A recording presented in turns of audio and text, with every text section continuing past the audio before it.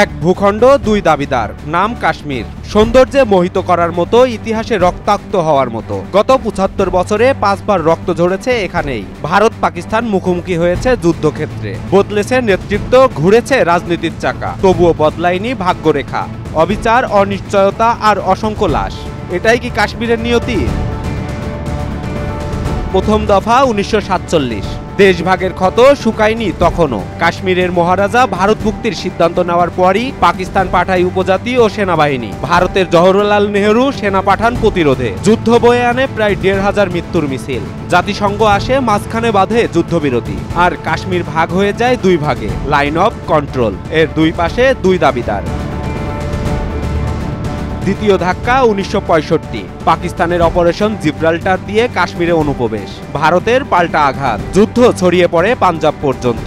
প্রায় ১২,০০০ হতাহত। তাশখণ্ড চুক্তিতে যুদ্ধ থামে, কিন্তু প্রশ্ন জাগে বিজয় কিসের, কার? তৃতীয় অধ্যায় ১৯৭১।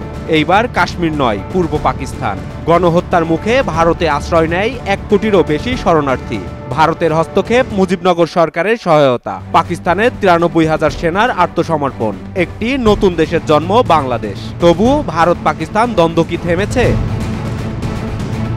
চতুর্থ সংঘাত ১৯৯৯। পাকিস্তানি সেনা ও জঙ্গিদের গোপন অনুপ্রবেশ। ভারতের তীব্র সামরিক জবাব। পাহাড়ে গজরে ওঠে কামান, নেমে আসে মৃত্যু। ৫০০ ভারতীয়, ৭০০ পাকিস্তানি সেনা নিহত।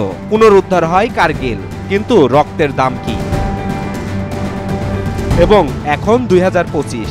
কাশ্মীরের পেহেলগামে জইশ-ই মোহাম্মদের হামলা। ভারতের জবাব অপারেশন সিঁদুর। নরেন্দ্র মোদীর নেতৃত্বে পাল্টা অভিযান। পাকিস্তানের অস্বীকার, আবারও দ্বন্দ্ব, আবারও অস্বীকার, আবারও আতঙ্ক। কে দোষী, কে ভুক্তভোগী? এই প্রশ্নের জবাব যেন সময় দিতে পারে না।